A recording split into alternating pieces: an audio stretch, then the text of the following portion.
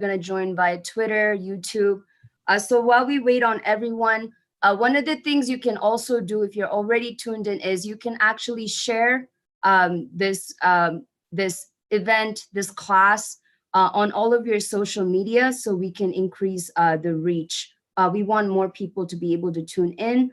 So just share this post, and then also you can start a watch party so more people can join us.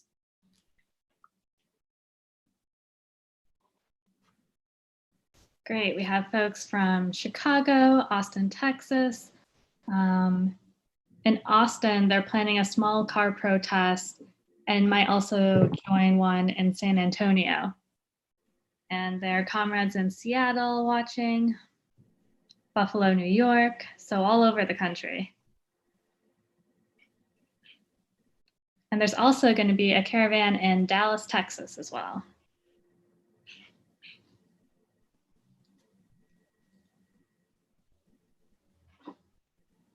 You can also post in the chat about what motivated you to join this class today, or even the class last week.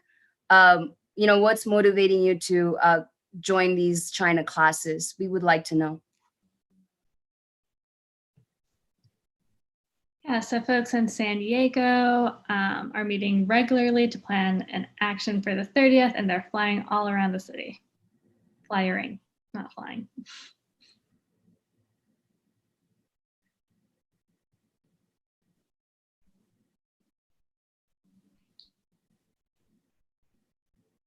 Yeah, so comrades are saying that they love learning about history, especially about other communist countries or socialist countries.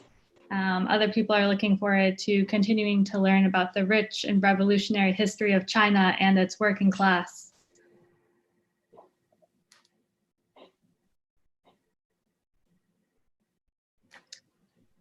And someone in Chicago is motivated because China plays such an important role in the world, and it's necessary to build an understanding of China based on fact, not hearsay.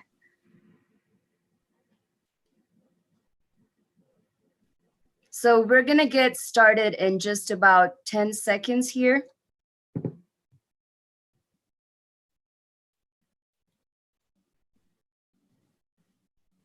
But continue to post in the chat. Yeah, and we have one more comment that anti-China rhetoric is rampant now, and historically in the US, and it's important to look deeper into the history of our relationship with them and the workers fighting there. So with that, let's hand it over to Satya, who will get us started. So welcome everyone. Thank you for joining us today. My name is Satya. I'm an organizer with the Albuquerque branch of the Party for Socialism and Liberation, that's the PSL.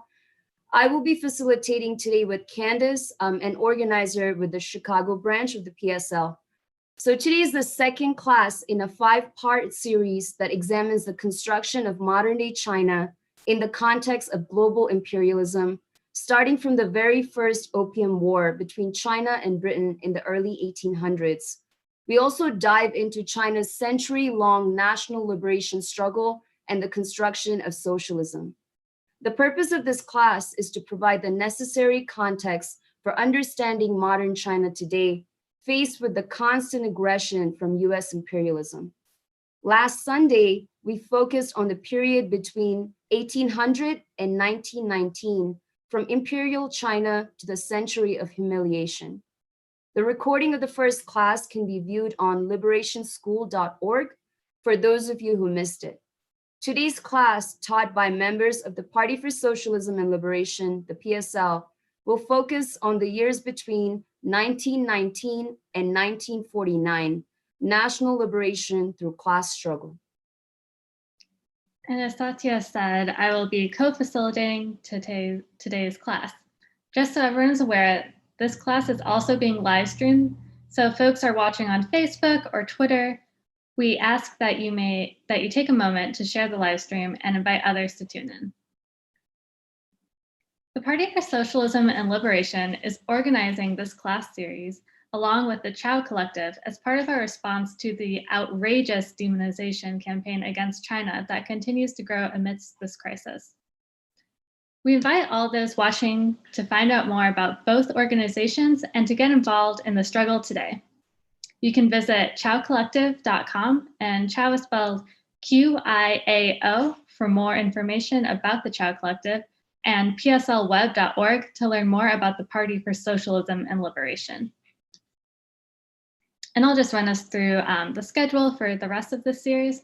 So there are 3 more classes. The next one is next Sunday, May 31st, and it's entitled 1949 to 1979, The Twin Tasks of Revolution, and this will be taught by PSL members. Our last 2 classes will be taught by the Qiao Collective. So those will be on June 7th, and that class is entitled, Is China Capitalist? On China's Socialist Market Economy and Quest Towards Socialism. And then the last class of the series will be on June 14th and is entitled China and the Global South, Internationalism, Multilateralism Amidst US Aggression.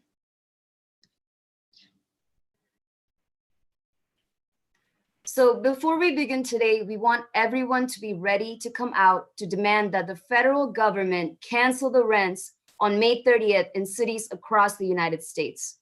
The patchwork of city and state moratoriums on evictions are not enough.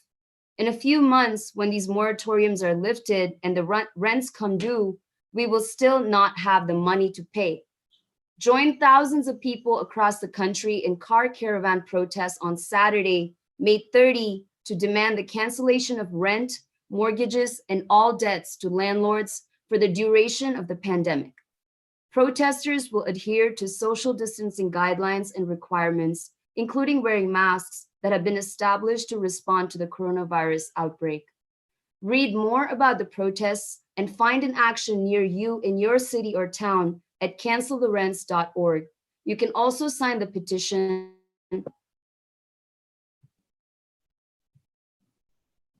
Great, and then our speakers will be Ken Hammond and Sheila Qiao for today's class. Ken Hammond is a PSL member in Las Cruces, New Mexico. He is a professor of East Asian and Global History at New Mexico State University and former director of the Confucius Institute. Sheila Qiao is a member of the PSL Central Committee. She also works in public higher education as an institutional researcher. And with that, I'll hand it over to Satya to start today's class. So today's class will consist of 2 lectures, each followed by 15 minutes of discussion, Q&A. For each Q&A session, we will open up for questions and comments. We are keeping track of unanswered questions and will be posting answers to those questions on liberationschool.org. You're also welcome to email Ken Hammond at khammond@nmsu.edu. Again, that's KHAMMOND@nmsu.edu. Webinar participants, please write your questions into the chat. If you're watching this via Facebook live stream, you can drop your questions in the Facebook chat as well. We will be taking a look at those.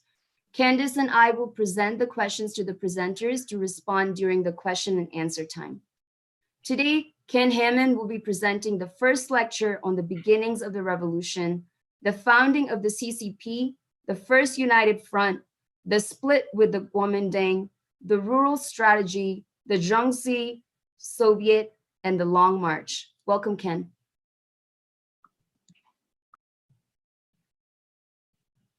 Can we get that first slide up? There we go. All right. Next slide.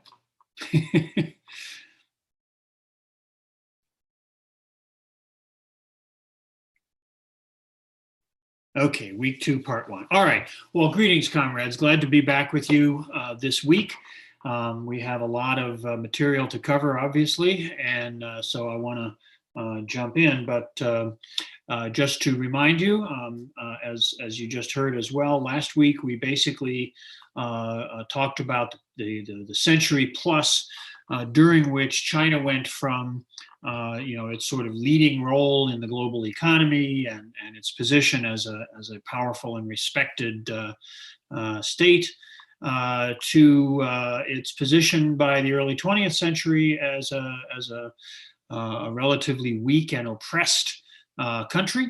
The onslaught of Western imperialism, first with the British, the Opium War and all that, and then the erosion and destruction of China's domestic economy in the face of imperialist imports and things like that, produced a situation in which China found itself by the early 20th century in deep crises, both in terms of its interaction with the outside world and the pressures of imperialism, but also in terms of the inadequacies of the existing order and the turmoil for transformation and change within China. And that leads to the overthrow of the imperial state in 1911, 1912, and the somewhat abortive efforts in the teens to try to establish a modern sort of liberal bourgeois democratic republic. That falls apart fairly quickly. And by the end of the second decade of the 20th century, by the time we got to 1919 last week, all kinds of forces are contending within China.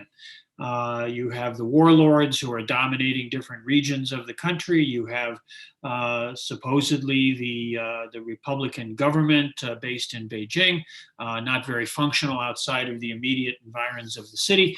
You have the nationalists in their enclave in the far south in Guangdong province. But you also have the beginnings of what will emerge as the Chinese Revolution, the real transformation, the real creation of the new China. So I want to talk about a number of things in this first part of class today to take us through this process from the very origins of the revolutionary movement up through one of its more dramatic and traumatic episodes, which was the Long March in 1935, 1936. So we'll go through the first part of our period here as expeditiously as we can. And if I can get the next slide. Beginnings of the revolution, what we're talking about here is how at the end of the teens, in response to the growing crises within China, but also taking note of developments in the wider world, such as the Bolshevik Revolution in 1917, the betrayal of China by the Western liberal democracies at the Versailles Peace Conference after World War I. Many young people, educated people in China, and members of trade unions, workers, all kinds of folks began to cast about, to look around for new ways of approaching China's problems. And one of the very important areas that they began to look at was Marxism. And there had been some vague or general awareness of socialist, anarchist, Marxist ideas before this.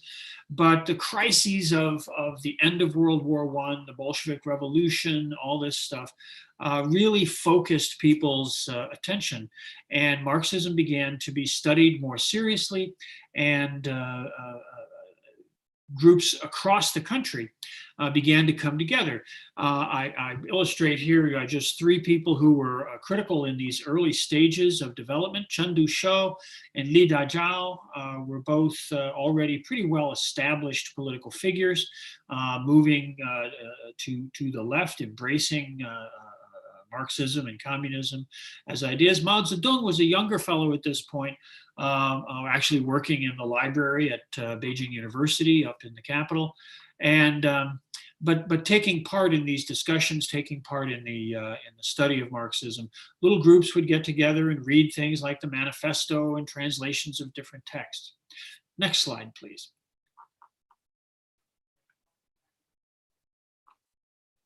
There we go. Those Marxist reading groups began to communicate with one another. People traveled around between different parts of the country. Groups in different cities, groups in different areas would write to each other. Publications began to appear, which circulated. So there was a very lively intellectual process going on of learning about Marxism. In that context, and this is 1919, 1920, in that context, agents, delegates from the Communist International, the what's sometimes called the Third International, the organization based in Moscow, based in the Soviet Union, that had as its objective helping people in countries around the world that were struggling to develop revolutionary anti-imperialist movements, to help them with their work. And so a few agents were sent out from Moscow to China, and they worked with these Marxist reading groups to try to move towards a more national organization, a stronger focus, and to try to develop a revolutionary program for China.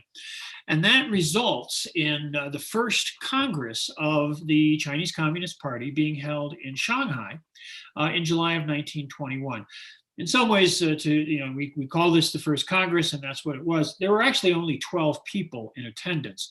The number of people, the number of comrades who could assemble at that particular point, at that particular time, relatively small. But already, even at the time the Congress was founded, there were thousands of people ready to join the party who did.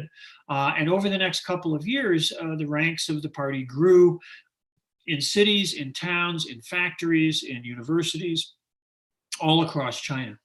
And that gives an organizational form and a sort of center for activism and organizing a real concrete existence there in China for the first time.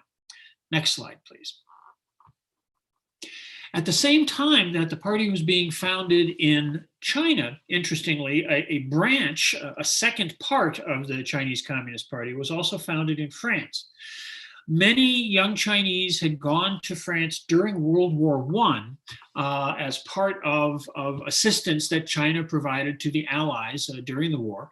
Many of them worked in factories in France, in replacing Frenchmen who had gone off to die in the trenches. And by doing so, by being there and working, a lot of them worked at the Renault factory right outside of Paris. They became exposed to French trade unionism. They met members of the French Communist Party. And so when the Communist Party was being established in China, in Shanghai, a parallel founding meeting was held in Paris. And amongst the comrades who attended that were these two. On the right, the young Zhou Enlai, and on the left, Deng Xiaoping, both of whom had been part of this workers' program in France during the war. They both were founding members of the Chinese Communist Party, and of course remained very important in the ongoing struggle from then on. Most of these comrades, of course, came back to China in the course of things, although some, like both Deng Xiaoping and Zhou Enlai, spent time in the Soviet Union as well, studying there, learning about Marxism and communism in both theory and practice there. Okay, next slide, please. Now, what happens in these first years of the 1920s is that the Communist International, the Third International, their perspective on the situation in China, and we'll talk about this a little more in a minute with the next slide, was that what China needed, the stage of development that China was at, was the stage of the bourgeois democratic revolution, a national revolution to oppose imperialism, but one in which the sort of class content would be that of the development of the bourgeois economy, the development of the capitalist economy. Only with the development of the capitalist economy, it was felt, would a base of working class proletarians emerge that would then be the foundation for a revolutionary movement towards socialism and communism. And so the advisors from the International worked both with the nascent Communist Party, but also with the Kuomintang, the Nationalist Party. They wanted to position the Nationalists as a revolutionary anti-imperialist party. And Sun Yat-sen, the founder of the nationalist movement, was open to this, was amenable to this, worked with the Communist International advisors. And the Kuomintang itself was reorganized along the same lines as the Communist Party, as a Leninist party. But as that process went forward, other elements within the Nationalist Party were not entirely in agreement with this perspective, most particularly Chiang Kaishek, who we see here in the picture standing next to Sun Yat-sen sitting. Now, at this point, the province of Guangdong and the city of Guangzhou down in the far south were the power base of the nationalists. That's where the Wanpo Military Academy was established, of which Chiang Kai-shek became the commandant. So he presided over the development of the nationalist army, and that gave him a very strong position within the Nationalist Party, which we'll see how that plays out in just a few minutes. Next slide, please. Now, the result of this process was that in 1923, the Communist Party and the Nationalist Party formed what's called the First United Front. That is to say, they agreed that they would work together. Even though the Communist Party, of course, was a party dedicated to proletarian revolution, and the Nationalist Party was a bourgeois nationalist party, but with an anti-imperialist program. So the Comintern, the Communist International agents had urged this cooperation and unity, and in 1923, that agreement is reached, and members of the Communist Party would remain members of the Communist Party, but they would also join the Nationalist Party and work within the Nationalist Party. So the Communist Party would retain its own autonomous identity, but they would collaborate with and work within the structures of the Nationalist Party, which these advisors felt was kind of the mainstream. An example of what that meant in practice was can be seen with Mao Zedong himself, because Mao, who had been at the founding Congress of the party and was dedicated to the Communist Party, joins the Nationalist Party and in fact becomes a bureau chief, leader of a particular unit within the Nationalist Party, in charge of work in the countryside. And this is the period 1924-25 that he spends in Hunan province in central China, which was his home province, working with peasant unions, farmers' unions, in organizing the rural proletariat, the rural agricultural workers. Okay, so it's during this united front that the two parties collaborate, but the communists continue to retain their own identity, and they have, of course, their own long-term agenda, which diverges from that of the nationalists. Okay, next slide, please.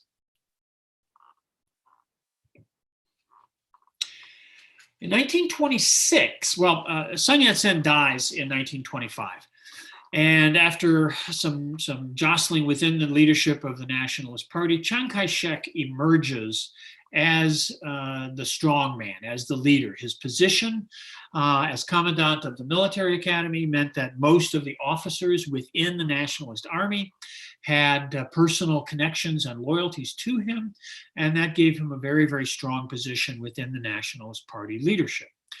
Now, Chiang Kai-shek had become very, very vehemently anti-communist. He had spent a little time in the Soviet Union, didn't like what he saw. He was very deeply connected to the leading banking and financial families of China. He had married into the Song family, which was a big banking family based in Shanghai. He had really basically aligned himself and the Nationalist Party with the national banking and financial interests, but also with organized crime syndicates, which were very, very powerful in many of China's cities. And the Nationalist Party under Chiang Kai-shek sort of loses its militant anti-imperialist posture, which it had maintained under Sun Yat-sen, and becomes essentially an instrument for power for the national bourgeoisie and for the rural landlord class. So any sort of revolutionary dimension or progressive dimension of the nationalists is really gone by this point. And that is made crystal clear in the spring of 1927. In 1926, Chiang Kai-shek launches what's called the Northern Expedition, which was a military campaign going north. You can see on the map here, leaving Guangdong province, that dark gray province in the south there, to head north. And the idea was to reunify the country, to overcome the fragmentation of China into these warlord power zones and make the Nationalist Party the ruling party of a true Chinese government, a true centralized Chinese state. But Chiang Kai-shek felt that he couldn't do that himself if within the Nationalist Party there was this strong revolutionary movement of the communists. And so in April of 1927, as the Nationalist Army, which had succeeded in coming about halfway up the country, coming up through central China, bringing different warlords under its control, they had come to the outskirts of Shanghai. But instead of coming into the city where the communists were ready to stage an insurrection to establish the workers' control of Shanghai, the nationalists under Chiang Kai-shek stop outside of Shanghai, and instead they trigger an anti-communist attack by the organized crime syndicates and by reactionary police authorities within Shanghai. And so literally thousands of communist activists, many of the leaders of the party at that point, are killed or arrested, and some of them executed later in prison. And this is it's a devastating blow to the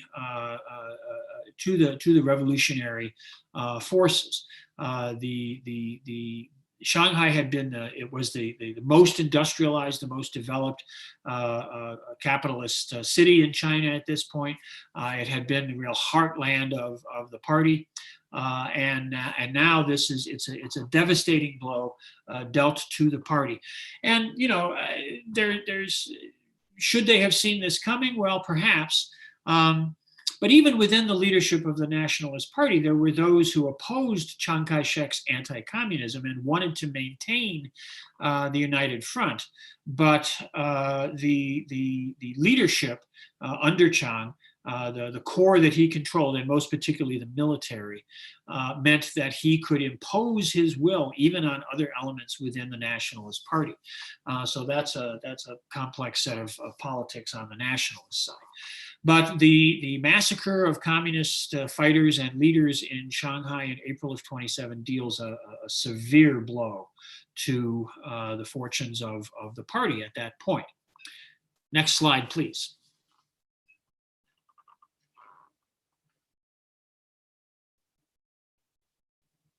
Okay, there we go.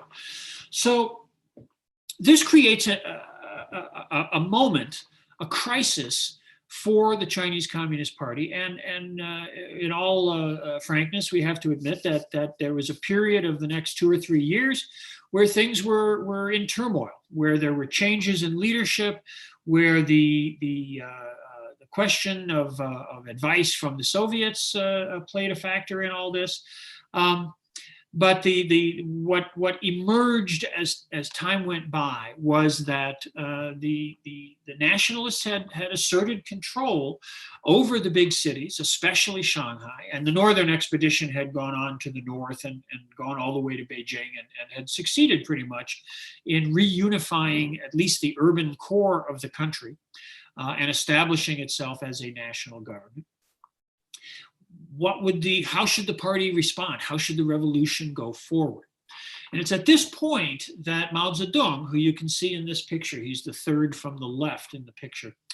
Mao Zedong has become an advocate for what we sometimes call the peasant strategy, the rural strategy, all different sorts of ways one could refer to this.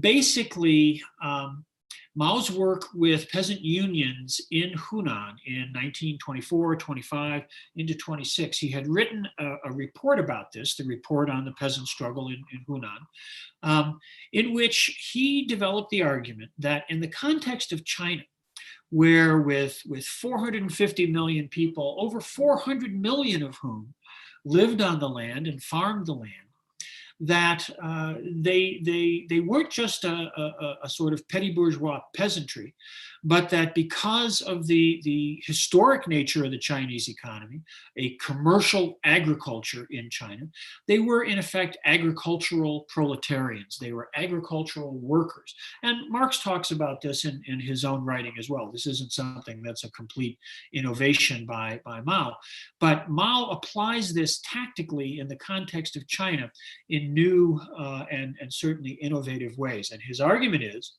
that in the context of China, it makes sense to rely upon the mass of the people, the agricultural proletarians, to be the foundation for the revolutionary movement. Now, there's a couple of efforts at armed uprisings trying to seize provincial capitals, Nanchang and Changsha in central China. These fail. These are not successful movements. They seize these cities for brief periods, but then they're driven out by nationalist forces. And as a result of that, by the early 1930s, rural base areas out in the countryside in relatively remote areas, come to be occupied by communist forces. By this time, the Red Army has been founded under Zhuda's leadership. He's the founder of the Red Army and becomes a very important leader of the party as well.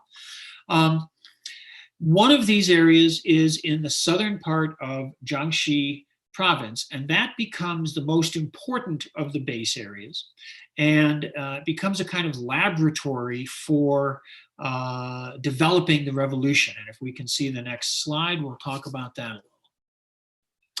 The Jiangxi Soviet is located at as I say, at the very southern part of Jiangxi province. It spills over a little bit into Fujian and Guangdong provinces because it's nestled in these mountainous areas, and we talk about it as a remote area, which it certainly was, but it was an area that still had a population of over 10 million people. So it's not a few comrades hanging out in a couple of caves. This was a significant territory with a significant population. And within that environment, the party was able to put together a local government, a Soviet government. And remember, the word Soviet is a Russian word. It means councils. So the idea of the Soviet is the deliberative council of people, of workers, of peasants, of areas, neighborhoods or towns, villages, whatever. So the Jiangxi Soviet is a revolutionary government established in this remote and therefore secure area of southern Jiangxi. And it's within this environment that the party starts to try to develop policy approaches to the challenges facing China at this time, okay? Now, the Jiangxi Soviet is not the only such base area, but it is the largest, and it's where the leadership of the party comes to be concentrated. And at this point, there are still important party leaders, party comrades in the cities, underground, working in trade unions, working behind the scenes in various ways. But the real center of gravity within the party is increasingly being concentrated at within the Jiangxi Soviet. So these experiments in social policy, these experiments in revolutionary practice that they carry out, there's a lot that goes on, and we don't have time to go through all the details of it. But in essence, we can think of it as focusing on two principal areas. First and foremost was land reform. This is a period where Chairman Mao carries out, he's not chairman yet, but where Mao Zedong carries out extensive study on the class hierarchy in rural China. who can be relied on as revolutionary elements, who needs to be isolated as counter-revolutionary, all this kind of stuff. And at the heart of that is the land question. How can land be managed in a way that puts it into the hands of the primary producers? Land is in an agricultural economy, it's the principal productive resource.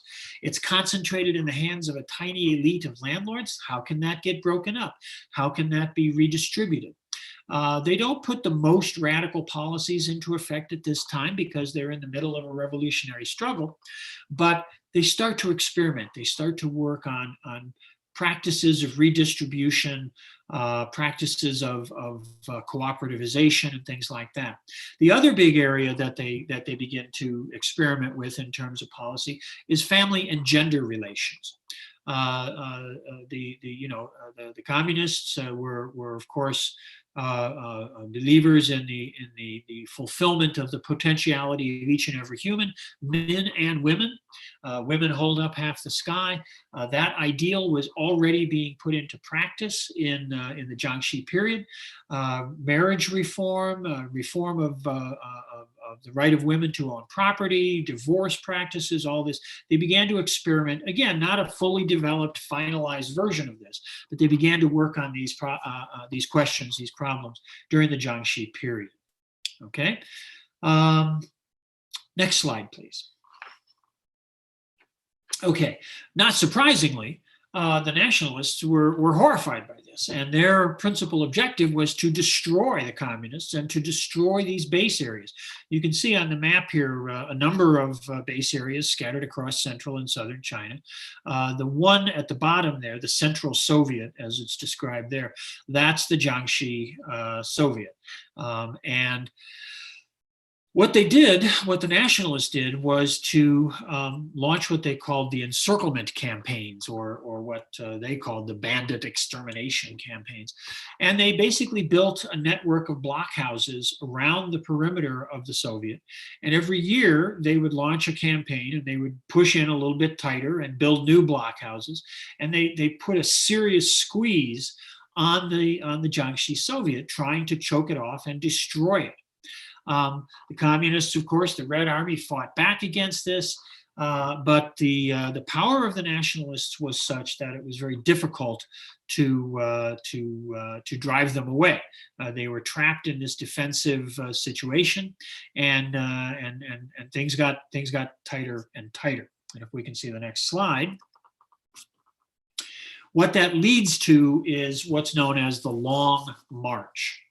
The Long March is one of the epic moments in the revolution. It's a moment of, it lasts a year. I mean, I refer to it as a moment, but it's an episode of incredible human drama, of incredible sacrifice and suffering, but also of heroic achievement. Essentially, what happens is that in the fall of 1935, the leadership of the party makes the decision that they can't hold out within the Jiangxi area, that they're going to be defeated there militarily by the overwhelming force of the nationalists, and that they have to escape. Way off in the northwest is another base area around a place called Yan'an in northern Shanxi province. And they decide that what they're going to do is abandon the Jiangxi position and make their way to Yan'an. Okay. Now they leave a small force, a very heroic force of revolutionary fighters who sacrificed themselves to stay behind and fight against the nationalists at the Jiangxi stronghold in order to allow the main body of comrades to break out. And in October of 35, about 120,000 comrades flee to the southwest from Jiangxi, from Ruijin, the headquarters there in the Jiangxi Soviet. And over the next year, they walk, and you can see the itinerary here. They walk first to the west, a little southwest, skirting up the west side of China. And eventually in October of 1936, they arrive in Yan'an. And Yan'an then becomes the new base area. And Comrade Sheila is going to talk about that in the next part in just a little bit. But the Long March the men and the women who took part in the Long March, those who survived, only 18,000 of the 120,000 who set out arrive at Yan'an. Now they don't all, it's not that they all died. Some did, many did. They were killed by nationalist raids, by bombing, in combat. They died of disease. Some fell away, or they couldn't complete the journey. But this core of about 18,000 men and women struggled through and finally arrived at Yan'an in October of 36. Obviously, to have been a survivor, to have been someone who made it through the Long March, this was a mark of heroism, a badge of heroism that lasted the rest of their lives, and still something that is noted in people's biographies, and sort of people are very proud of in their family heritage. One more slide for me, please. It's in the course of the Long March that the column stops at a place called Zuni. Zuni is in the southwest in Guizhou province. And there, for a few days, they stop to rest. And the leadership gathers to talk about their experience, to talk about their what's happened, the decision to leave Jiangxi, where they're going, what they're going to do, what the direction of the party should be. And the Zuni Conference is critical because it's at the Zuni Conference that Mao Zedong is selected to be chairman of the Communist Party. Up until this point, he had been one of the collective leaders, along with Zhu De, Zhou Enlai, and a number of others. But it's at Zuni that the party endorses his perspective on the revolution, his perspective on relying on the agricultural proletariat, building a socialist revolution based on land reform and the transformation of China's existing actual conditions. We still today talk about socialism with Chinese characteristics and things like that. That stems from these insights of Mao that the theoretical insights of Marxism and Leninism need to be applied creatively in the actual material circumstances of China. And so that is embraced. Zhou Enlai, who many people had thought might emerge as the ultimate leader of the party, Zhou Enlai supports Mao Zedong quite strongly at Zuni. And it's from this point forward that we can really call him Chairman Mao. And his guidance then is what will lead the revolution forward once they get to Yan'an and on down from there. That's as far as I'm going to go today. Comrade Sheila is going to pick up the story from there. But first, let's have a little time for some Q&A. And Sheila, if you want to join in on this as well, that would be great. There we are. Okay, comrades, what do you got for us? Thank you so much for that presentation, Ken. So now we do have some time for Q&A. We have just about 15 minutes, which obviously is not much time. And we have a lot of great questions. So we're going to do our best to answer as many as we can during these 15 minutes. And whatever we can't answer, you can either directly reach Ken at khammond@nmsu.edu. Or what we're going to do is we're going to compile all these unanswered questions and answer them and put them up on liberationschool.org. So with that, we have a lot of great questions, Ken. So I'm going to give you maybe 3 or 4 at a time, okay? Sure. Awesome. So the first one I have here is, what does it mean that the Kuomintang organized itself as a Leninist party? My second question for you, why were the nationalists initially so strong in the south of China? And my third one here is, so why was the CCP kind of unprepared for the repression it was to suffer in 1927? Meaning, were they armed at this point? Were they unarmed? And if they were disarmed or unarmed, was one of the factors in making that decision, was that made in the interest of unity with the Kuomintang? And what is the significance of this issue? We can start with those. Sure. Give them to me once more. Sorry. No, absolutely. Do you want me to start from the top? Yeah, give me that first one again. Sure. So the first question was, what does it mean that the Kuomintang organized itself as a Leninist Oh, right, party? right. Leninist Party. Why are they in the South? And what about preparation? Okay, I got it now. To say that they organized themselves or they were reorganized as a Leninist party, the model of the Leninist Party, the model of the Russian Revolutionary Party was developed, by Comrade Lenin. And basically the idea is that it's a party founded on the principles of democratic centralism. It's a party in which there is debate and democratic participation on the part of all the members of the party, and yet as decisions are made, when decisions are made by the party as a collective, those members of the party are subject to party discipline, which means that when the party makes a decision, we work with that policy. It may be opened up for debate again in the future in the sort of theory practice theory dialectic, but the idea of a disciplined revolutionary party operating on principles of democratic centralism. There's a few other minor attributes that go along with that, but that's the core of it.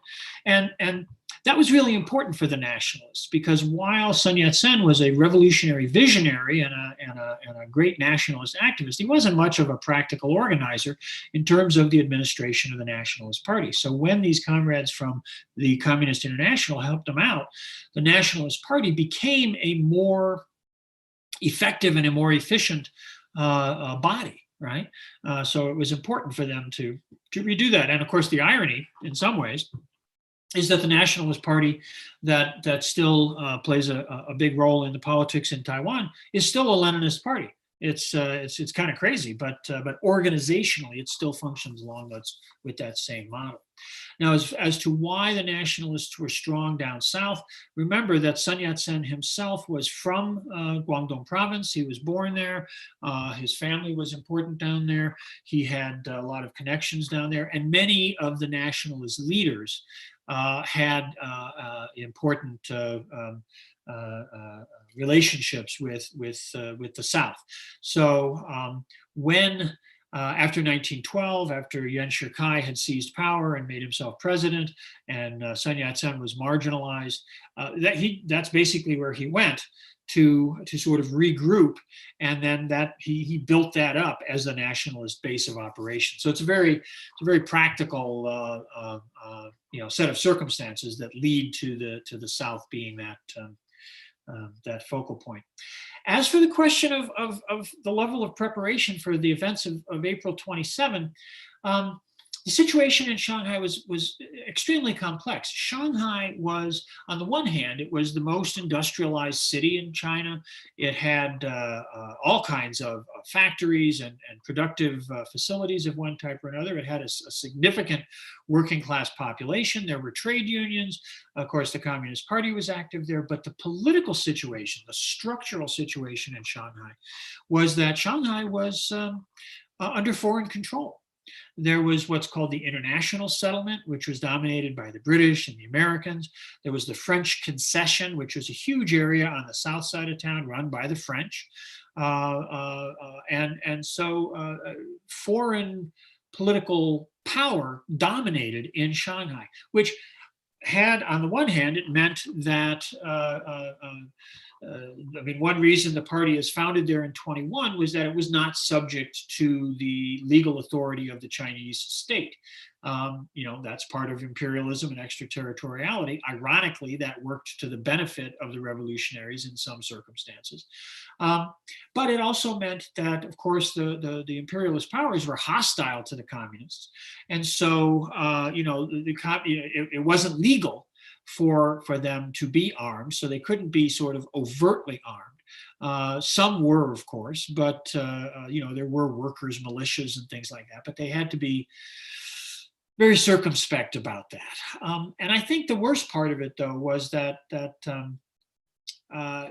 this had been the United Front. It had been working. There were leftists within the nationalist leadership who were close to the communist leadership, and I think that in a sense they got sucker punched. They failed to understand how determined Chiang Kai-shek was to sort of unilaterally lash out and break with them. So they got, they got caught off guard. They had been led to believe that an insurrection within the city would be the prelude to the triumphant entry of the army, as part of the Northern Expedition, and that then the two parties together would find a path forward for Shanghai. But instead, they launched this insurrection. That served as an excuse for the imperialist police, for the police in the Chinese part of the city, and for the crime gangs to come out and attack the party activists and leadership, and the nationalist army, instead of coming in and helping and defending them, stayed out and allowed that massacre to take place. Okay, other questions? Thanks, Ken. And yes, I do have some other questions for you. First one here, what impact did imperialist powers have on the national front? And then a few more. Were the rank and file soldiers of the Kuomintang at all sympathetic to the CCP in 1927? And I can give you one more. So when did the Comintern stop supporting the Kuomintang? So, because for a long time they supported both the Kuomintang and the Communist Party. So at what point did they stop supporting them? That's a tricky one.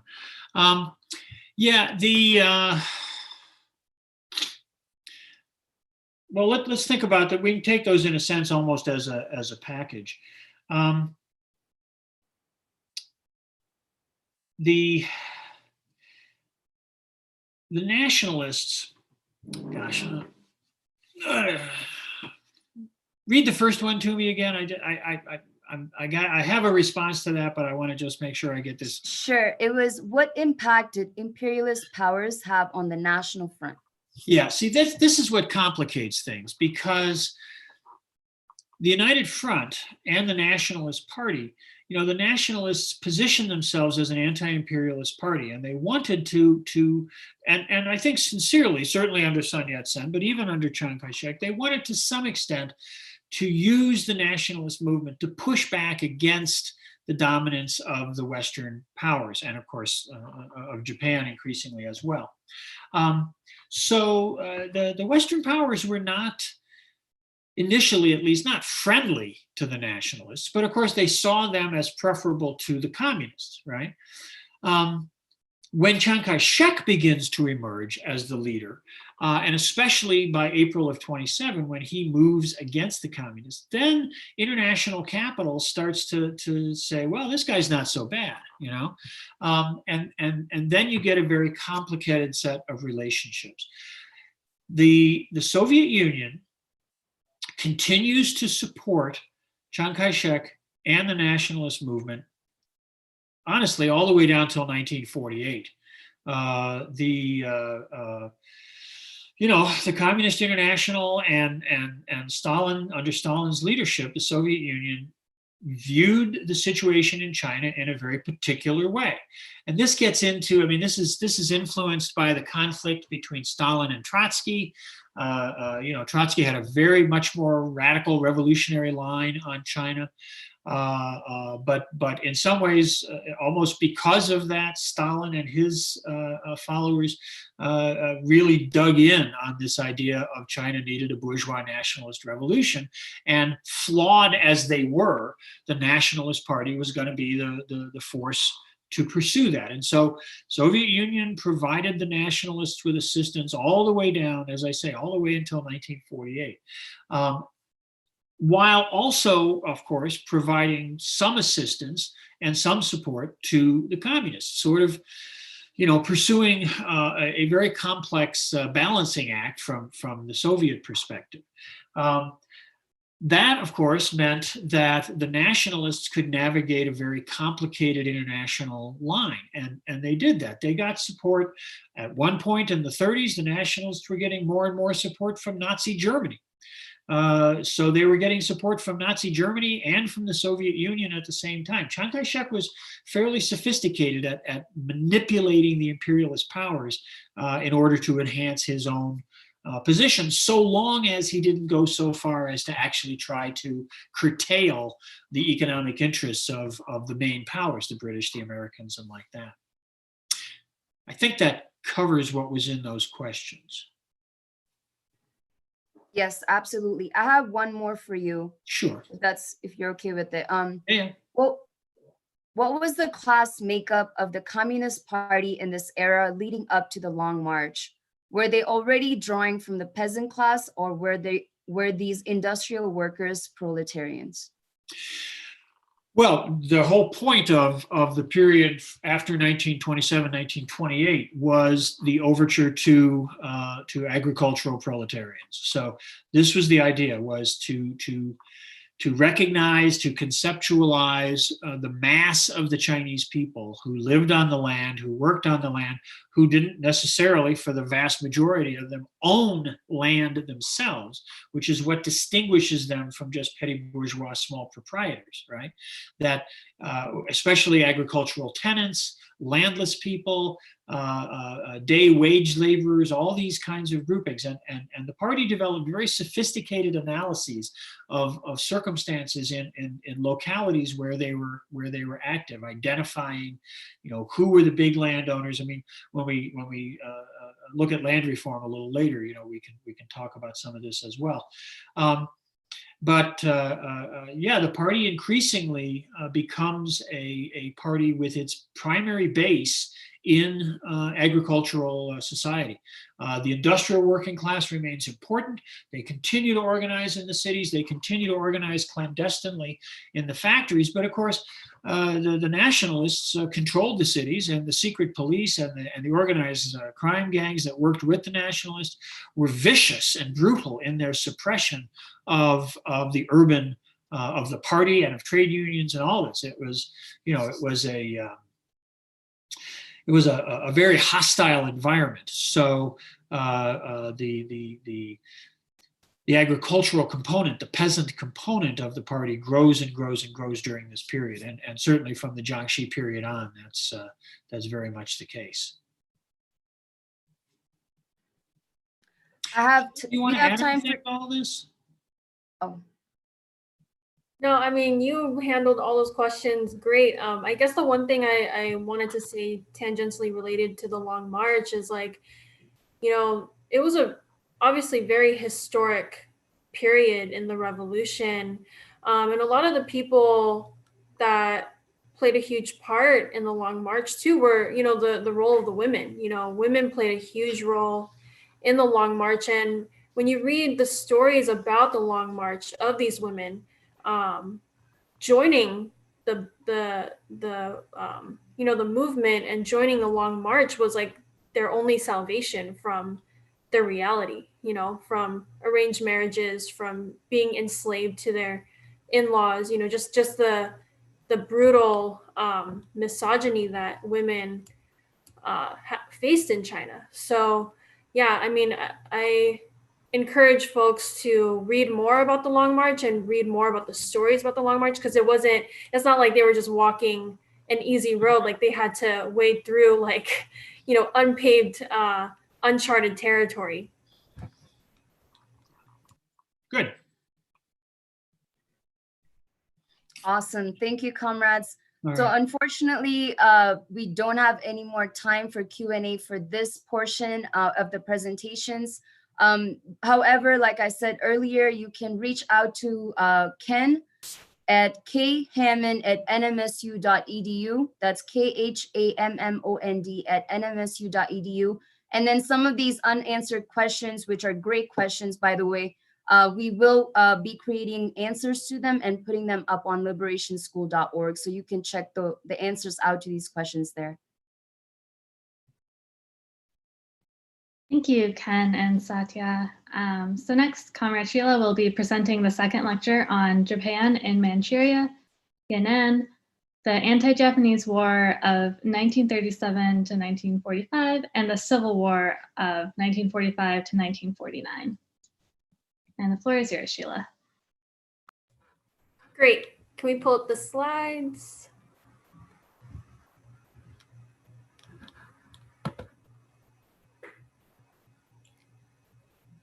Okay, so great. Thank you all, and thank you for the first part of the lecture, Ken. That was really, really great and informative. So yeah, now we're going to really talk about Japan's stages of brutal imperialist domination into China until the end of World War II, as well as the resumption of the Civil War between the nationalists and the communists in 1945 to 1949, which then eventually leads to the communist victory in 1949. So let's go to the next slide. So in last week's class, we talked about the multiple wars that take place that lead China into this road of the century of humiliation. And one of those wars that was mentioned was the Second Opium War. This was when Tsarist Russia took over both Mongolia and Manchuria from China. And then from the First Sino-Japanese War, which we also talked about last week, that took place in 1894, Russia took over more territory in that region, including the control of the Trans-Siberian Railway. And I'm explaining all of this because this explains up to this incident in Manchuria in 1931. So again, Russia takes control over this territory, but then inter-imperialist wars continue. So in 1905, Japan began to take over control of Manchuria after they defeated Russia in the Russo-Japanese War of 1905. And so even though Japan started to, have more of a presence in Manchuria, it wasn't really until 1931 that marked the period in which Japan ramped up its aggression in the territory. Many Chinese people see this incident as the beginning of the Second Sino-Japanese War, even though later on you'll see it officially begins in 1937. And to explain what the Mukden incident is, basically the Japanese army detonates an explosive along a railway where many Japanese businesses existed within Manchuria, and then in turn blamed the incident on the Chinese. And I mean, I would just like for folks who are watching this to think about how many examples of how imperialist powers frame countries in this way to justify war and intervention, right? I mean, there's so many that we can cite, but basically this legitimized the pretense to begin further attacks against the Chinese in the territory. There were shots exchanged with Chinese troops, and Japanese forces began to move in from Korea and spread throughout Manchuria. And remember, by this time, Korea was already annexed to Japan, and the domination of Manchuria was really the next step in Japanese expansion. Next slide. So after the Japanese were able to successfully dislodge Chinese forces in the region, the puppet state of Manchukuo was created. And they brought in the former Qing dynasty emperor Puyi to be the emperor of this new puppet state to kind of lend itself more legitimate, even though he was 100% subservient to the Japanese. Remember, Puyi was a young child when the Qing dynasty fell.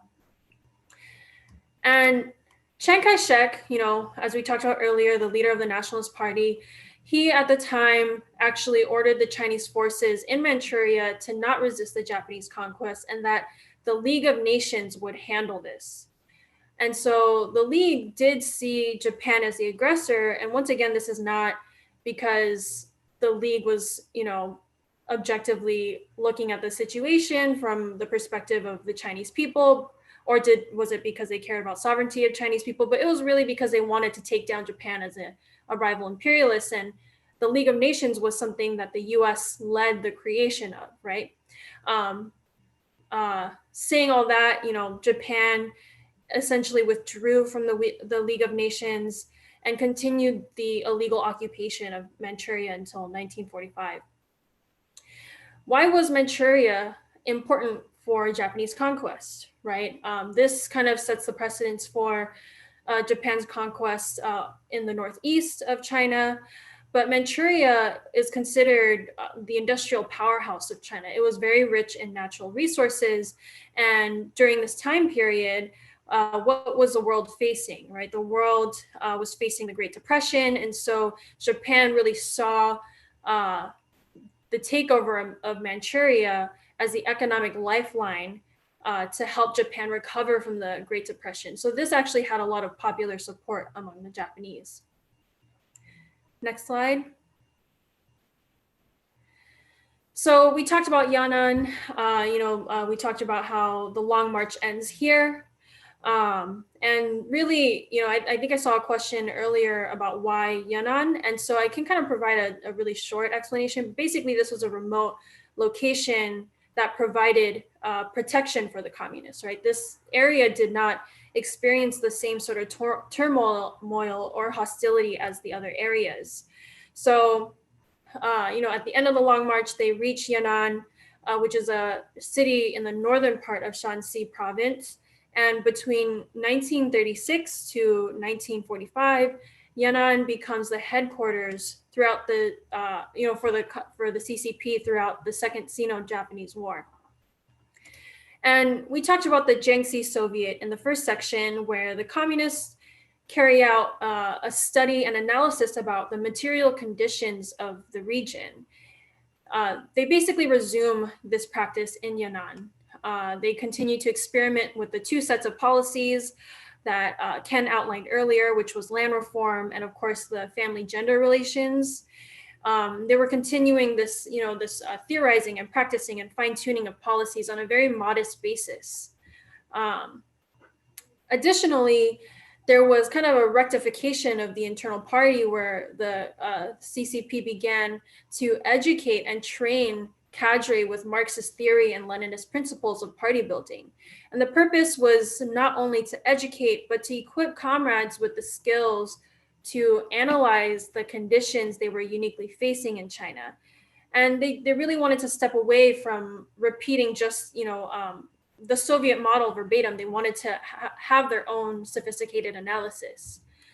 And this really was the period that was used to prepare the communists for the Civil War. And by the end of this period, the 10,000 or so survivors from the Long March, grew into 2.8 million for the Communist Party.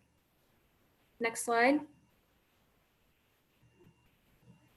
Okay, so I wanted to give some background on Zhang Shuiliang. So this person was a nationalist. He was a warlord and military officer who held control in Manchuria in the late 1920s until the Japanese took over Manchuria and established Manchukuo, as we discussed. And during this time, Chiang Kaishek was really much more concerned with fighting the communists than he was in fighting the Japanese. His primary goal was to resolve the class contradiction of, defeating the communists. And of course, many members of the Nationalist Party viewed it differently. So the Xi'an incident really references this time where Chiang Kai-shek goes into Xi'an to talk to Zhang about fighting the communists. And you see this quote on the screen here, where Chiang Kai-shek, this is how he views the fight between the Japanese and the communists, right? He says, quote, Japanese are a disease of the skin, communists are a disease of the guts, really just revealing the priorities that Chiang Kai-shek had.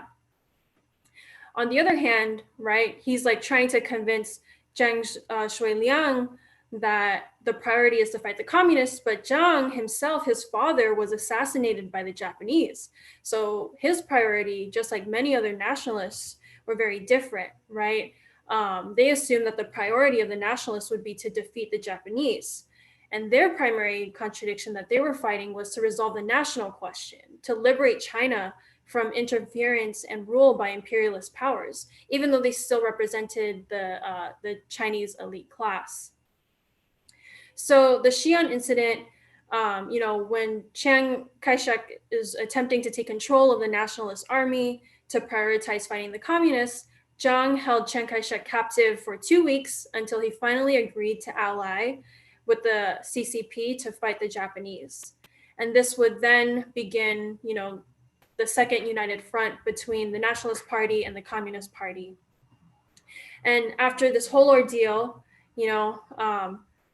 what ends up happening is that Zhang gets placed under house arrest by Chiang Kai-shek, and he's basically placed under house arrest until 1993.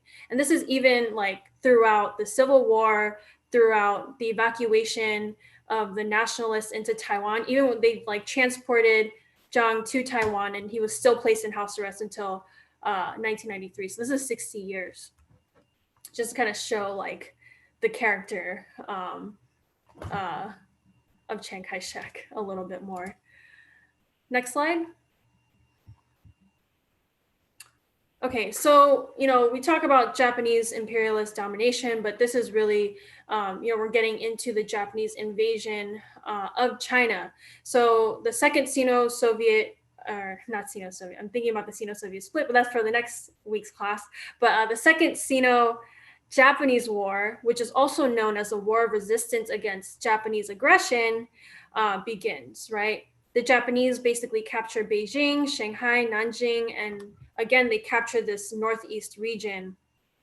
And they didn't just take it over without a fight, right? They were met with very strong resistance, but the huge consequences were the mass casualties of this. The Japanese employed a really disgusting, brutal policy called the Three Alls policy, which basically was kill all, burn all, loot all. Something like 3 to 10 million deaths happened due to the direct killings by the Japanese, and then another 10 to 22 million deaths, including those from famines and other disasters that were caused by war. And another aspect of the Japanese invasion, when you talk to Chinese people who really know about the history, I mean, just in the memory of Chinese history is the Nanjing massacre. If folks don't know, there is a book called The Rape of Nanjing by Iris Chang. And this was essentially a mass murder of civilians, right? 260,000 to 350,000 people were killed within a 7-week period. These are civilians. Something like 20 to 80,000 women were raped. And a lot of surviving witnesses say that, you were basically killed on the spot by Japanese soldiers. That was their policy. And to kind of contextualize this in the time of World War II, right? 20 million Chinese died over the course of this anti-Japanese war. And these numbers in absolute terms were bigger than the figures of the Holocaust. And this is not to minimize the Holocaust at all, but just to kind of contextualize really the vastness in which the massacre took place and the atrocities that the Chinese people faced during this war, right? The policy from the Japanese was to terrorize and intimidate Chinese people as much as they can to break the really strong resistance. But as we know, just like many other national liberation struggles, that only aids to the strengthening of the resistance against the Japanese. Next slide. So again, Japan essentially occupies all of the northeastern part of China, and the Chinese central government at the time relocates to the south in Chongqing.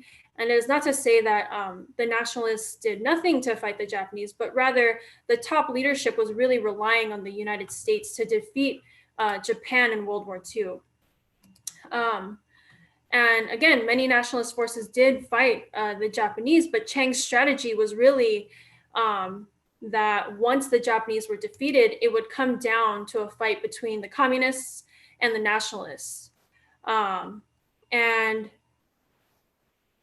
basically, Chiang Kai-shek really wanted to reserve military aid from the US to defeat the communists. So he was kind of just taking those resources and hoping that, really the final defeat would be that of the communists. At the same time, the Nationalist Army was made up of about 3 million men. It was really made up of a conscript army, mostly created through kidnapping, extortion, or blackmail. Remember, right, at the time, most of China at this time are poor peasants. So this was a way to coerce people into fighting on the nationalist side. In addition to that, to kind of compound the conditions that these nationalist soldiers were in, they were not only, poorly paid and poorly fed, but they were also poorly trained, armed, and they were undisciplined. And so this plays into a huge factor later on in the latter years of the Civil War. So Chiang Kaishek, again, right, he kind of manipulates, kind of what Ken was talking about earlier. He kind of manipulates this use of both Japanese invasion and the fight against the communists as a way to continue support from the US imperialists. And, you know, it's by this time, it's very obvious how corrupt the Nationalist Party is. On the other hand, right, the communists, they were waging a real guerrilla warfare in the North, right? The guerrilla fighters in the North won tremendous support in the countryside.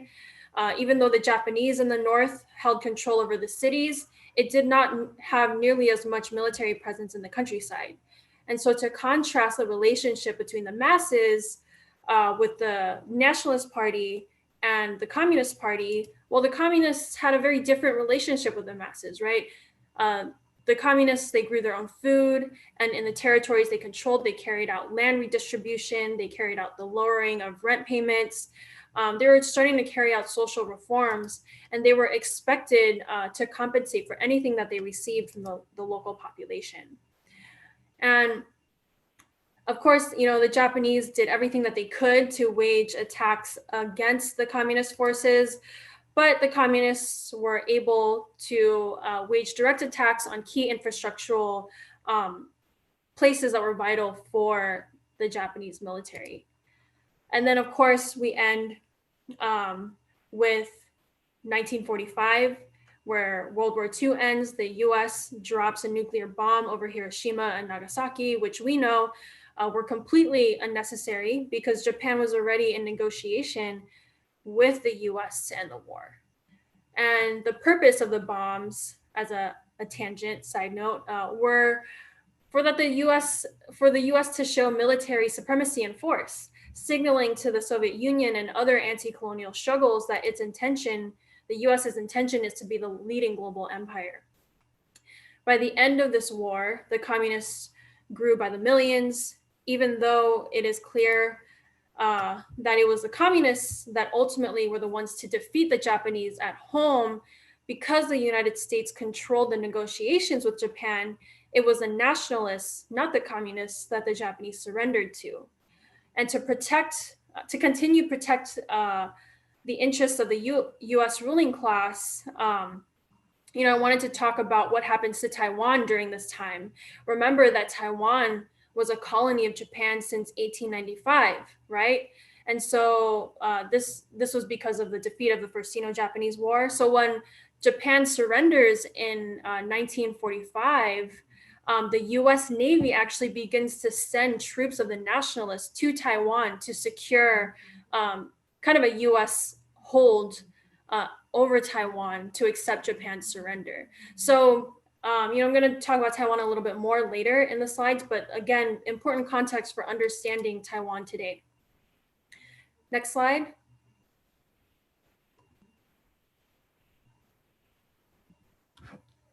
Okay.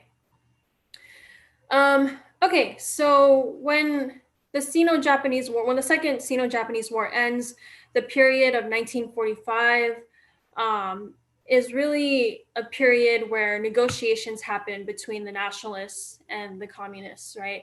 For what might be a coalition government. And obviously this does not turn out in any which way. It doesn't come to any fruition, but really, I guess we could see this as a time where both sides are trying to position themselves for the final fight for the Civil War. You know, at this time, the communists had control over 1/3 of the population, 1/4 of the territory, and they were also getting assistance from the USSR. I know that Ken talked a little bit about this earlier during the Q&A session, but you know, when the Japanese surrender, the USSR actually takes over Manchuria and hands it over to the People's Liberation Army, hands it over to the communists. And it is from here that the communists were able to secure large-scale area and consolidate their forces, and then push downwards into liberating, you know, major cities in that region. And even though Earlier, we talked a lot about how the US government was largely supportive of the nationalists and how the nationalists had a lot of aid from the United States. There actually was sort of a split within the US intelligence community about this question. So the Dixie mission launched in July of 1944 to establish relations with the communists.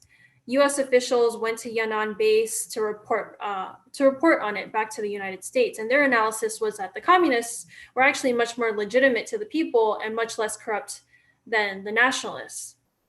A lot of the Americans from the Dixie mission saw the communists as the real anti-Japanese imperialist fighters. And of course, for these Americans, it was a strategic move, right, to support the communists in defeating the Japanese imperialists, because what they want really is the defeat of the Japanese, defeat of their rival. However, this Dixie mission, it was scrapped due to the deep Cold War McCarthy era. But I just wanted to kind of put this in there, that there wasn't full unity necessarily on how to deal with China, even in the United States. Next slide. So the nationalists really began to suffer many defeats by the communists. Many nationalist soldiers, as we outlined earlier, the conditions a lot of these soldiers were facing, the nationalist soldiers were facing, it really led them to defect over to the communist side. At the same time, the communists were winning over vast amounts of support from the peasants. This is also just a side note that during the Civil War, after the Japanese were defeated, the nationalists also went so far as to collaborate with former Japanese troops in combat against the communists. So the Huaihai campaign was really the decisive battle that secured the communist victory of the war. You know, the communists encircled the nationalist headquarters in Suzhou in Shandong province in the northeast. And it is here that over 20,000 nationalists defect onto the communist side. They were able to wipe out in total 200,000 nationalist troops. And upon the communist victory, one of the two lead commanders committed suicide and the other was captured. And then this is where the PLA secures the northern and north central part of China. And this was really the decisive victory for the Red Army. Next slide. Okay. So to kind of talk about, like, first the conditions that many of these major cities were in when the time the PLA gets there. It was found that less than a quarter of the population was addicted to opium. There was rampant poverty, starvation. This was all just very present in all of these major areas that were controlled by the imperialists and then the nationalists. And these were the conditions of the people, right? And so, sorry, the PLA is the People's Liberation Army. So People's Liberation Army is the communists. So the liberation of Beijing, right? The communists basically decided that Beijing was going to be the capital of the new government. That's what they had decided on, and this is because Beijing has a lot of ancient, historical symbolism, right? This was the ancient imperial capital. This is where the Forbidden City lives. This is, there's a lot of historical significance, a lot of symbolism that is important for the Chinese people. And so this is where they decide that Beijing is going to be the capital, but they were very careful to make sure that battles did not occur in Beijing itself. So what they ended up doing is they encircle Beijing and wait the nationalists out. They were able to negotiate with the nationalists, basically. I mean, I think at that point the nationalists knew, they saw the writing on the wall that they lost, they were losing. And so they were able to negotiate with the communists their evacuation plan. So the communists actually allowed the nationalists to have their aircrafts come into Beijing and evacuate people out of the city without any fighting, because they didn't want to destroy any parts of Beijing. And so this picture here is the picture of the entry of the People's Liberation Army into Beijing in February of 1949. Next slide.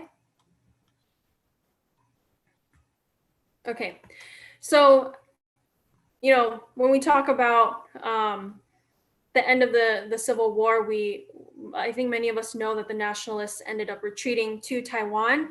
But remember that the United States had already began to aid nationalists over to Taiwan in efforts of having a US subservient leadership in Taiwan after World War II.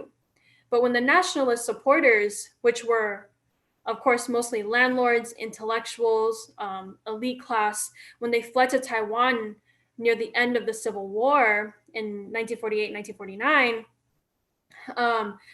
they were actually met with a ton of resistance from the Taiwanese people, right? Many Taiwanese people did not support what was called the Republic of China, which was the official government under the nationalists. Taiwan itself was already sort of immersed in an anti-colonial struggle against the Japanese. They were under Japanese rule for so many decades. And the Communist Party of Taiwan really sought to topple the nationalist leadership. So what happens, right? The nationalists get there. How do they actually take power? Well, they do this through another terror campaign, what's called the White Terror Campaign. It was a suppression of leftists, suppression of the local culture.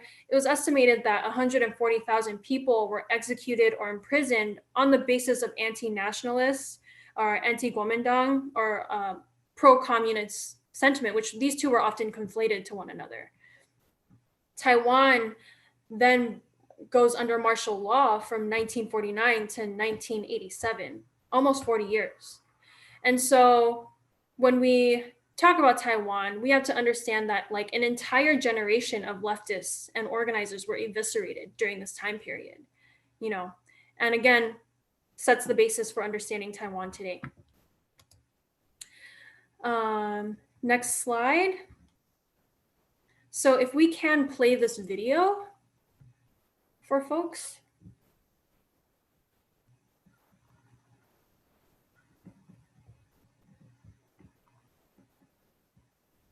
I don't think we can hear the audio.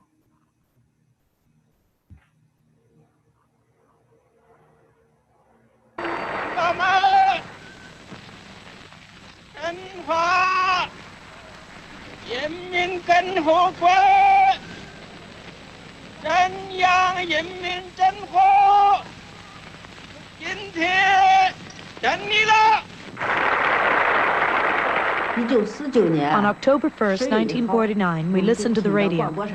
We heard the ceremony of the founding of the People's Republic of China. Chairman Mao proclaimed that the Chinese people had stood up. All of us were overjoyed. We jumped around. We were really proud and happy.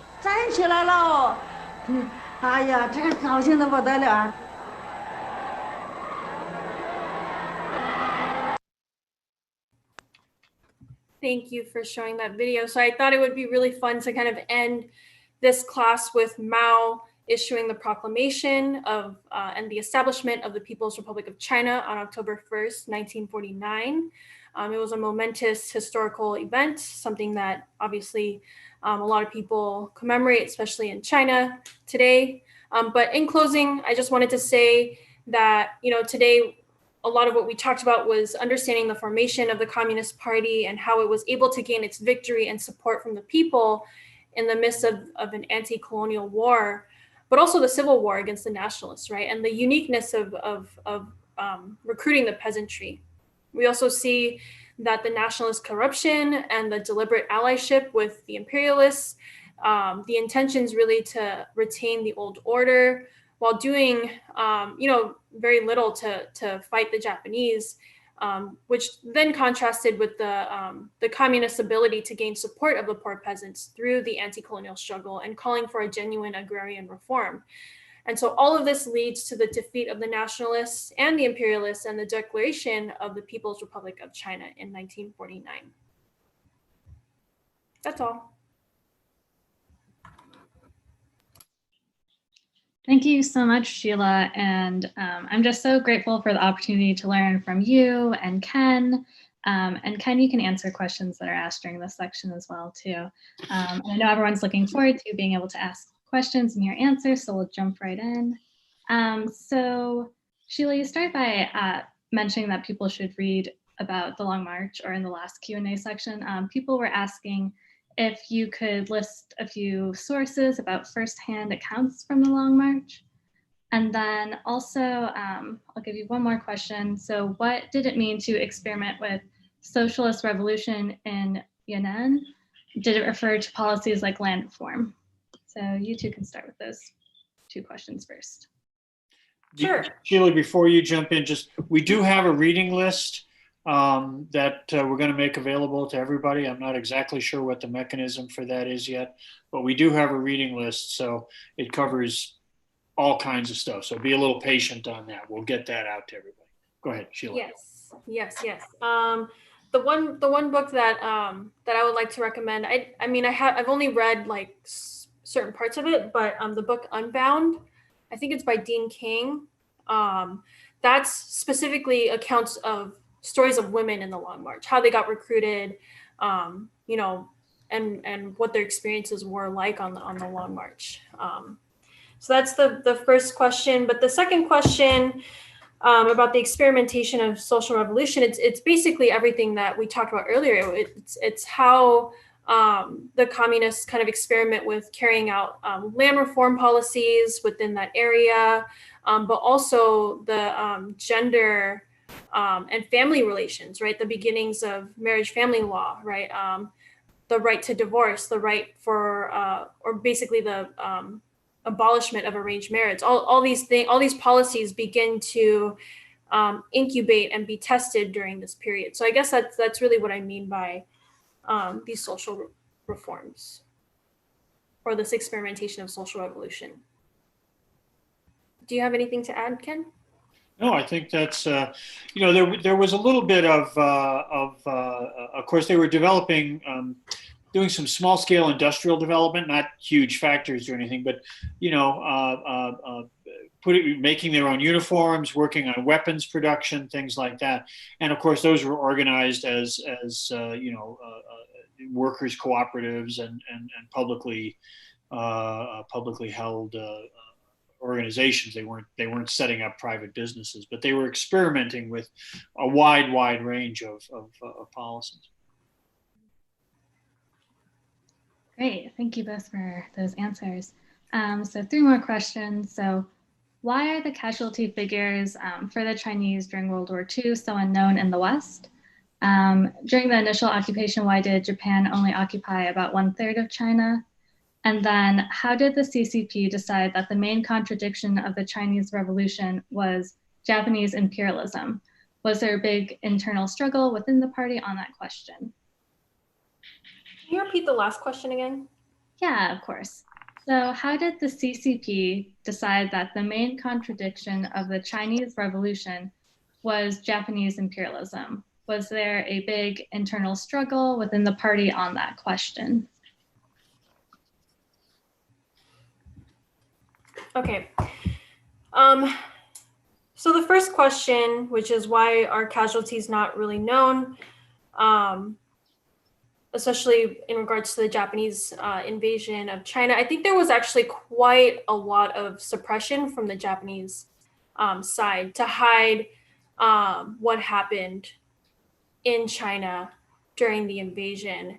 And when I was kind of doing some research on this, I found that there's quite like a sector, probably not a big sector of people, but in like the Japanese maybe ruling class, that there is like an outright denial that these massacres even happened, which of course historically that's not true. They did happen, but yeah, I mean, I'm not sure why these numbers are not really talked about in Western education, but I think that's very typical in U.S. history classes to not really talk about these things. I don't even really remember learning about the Sino-Japanese War when I was growing up here in the U.S. So,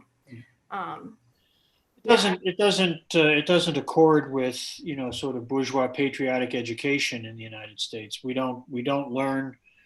We think that it was the Normandy invasion that defeated the Nazis and won World War II, and we don't learn about the 25 million Soviets who sacrificed themselves to defeat fascism. And we think that we know about fighting on the islands of the Pacific, and that was heroic indeed, but we don't talk about 20 million people being killed in the anti-Japanese war in China. It's a focus on an American patriotic narrative in our historical studies, rather than looking at the work that was done by people around the world.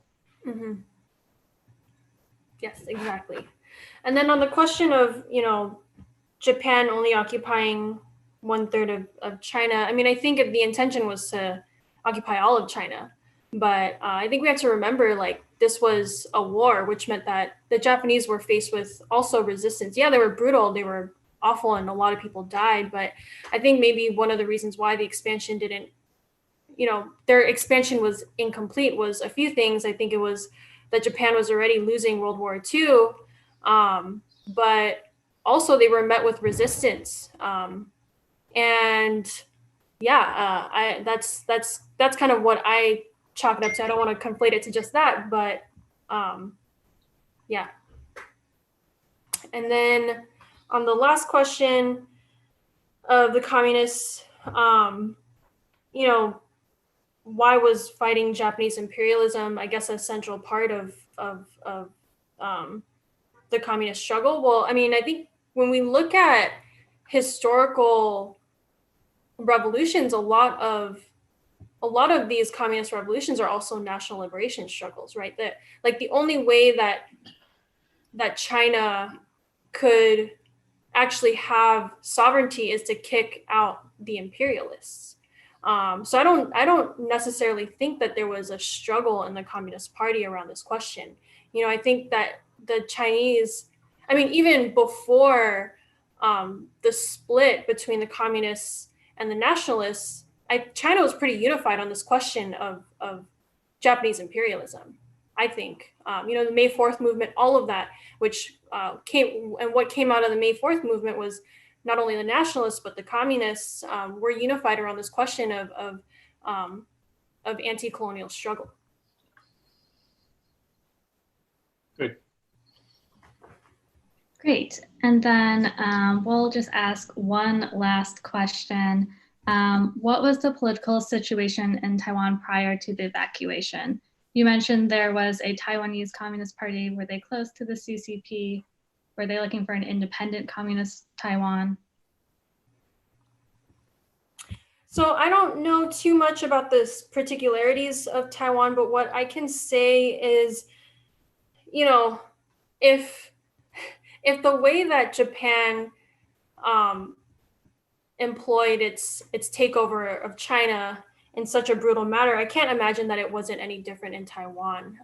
Suppression. I mean, a lot of people also don't talk about the way Japan occupied Hong Kong during World War II. And I do know a little bit about how they occupied Hong Kong. I kind of think it's probably very similar, which was that they outlawed Chinese. A lot of schools, a lot of education was taught in Japanese. Chinese culture was basically eliminated.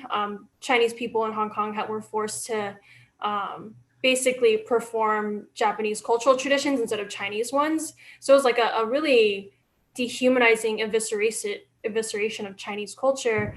So just kind of knowing that history, I kind of am inclined to believe that that's probably what happened in Taiwan too, and in other places that Japan colonized.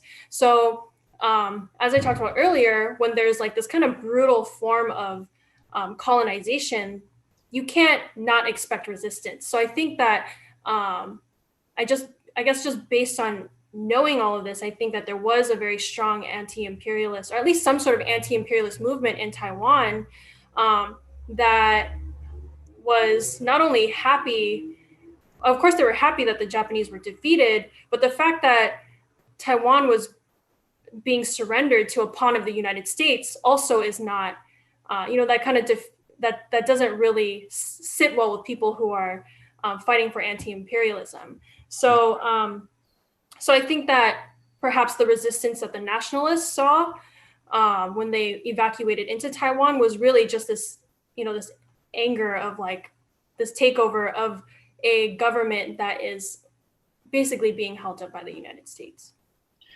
Yeah, there was a broad patriotic movement in Taiwan in the wake of the defeat of the Japanese. I mean, Taiwan had been a Japanese colony for 50 years.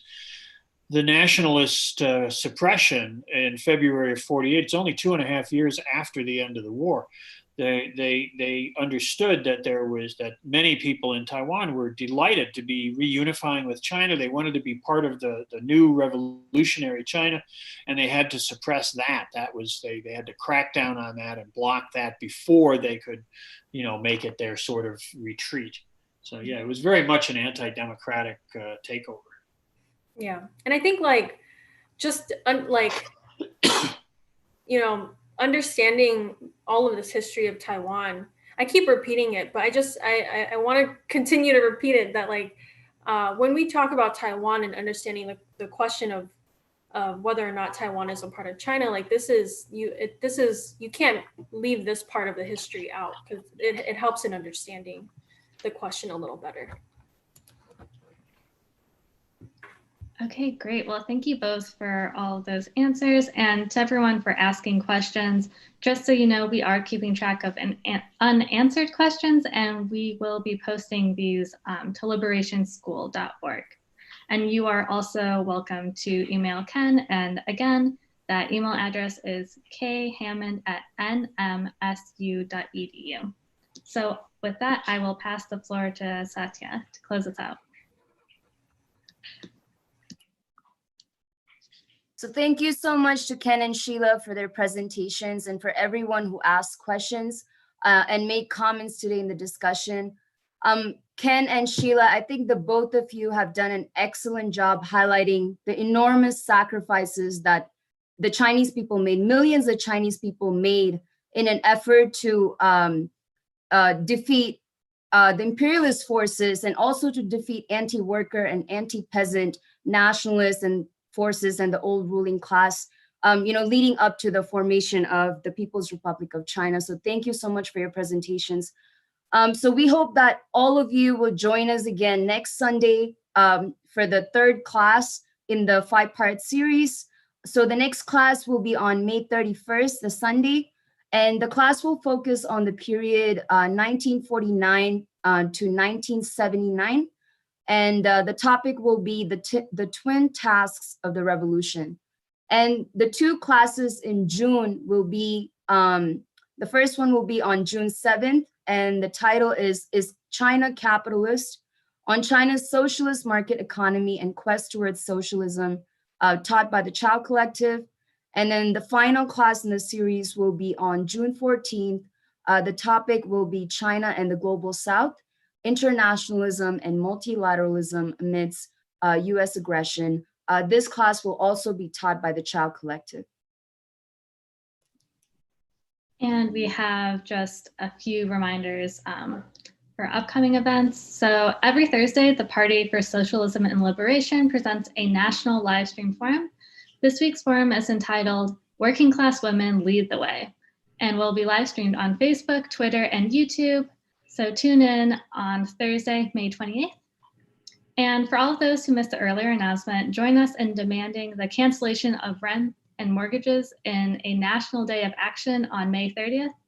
Visit canceltherents.org to sign the petition, find an action, and read more about the Day of Action. And be sure to follow us on social media at PSL Web, and visit liberationnews.org for our take on current events. And remember, thinking about socialism is good. Thinking and talking about socialism is better. But building a revolutionary socialist party is best of all. If you're interested in joining the PSL, you can apply online today at pslweb.org/join. So thank you all for tuning in. Bye. Thank you. Bye, everyone. Thank you.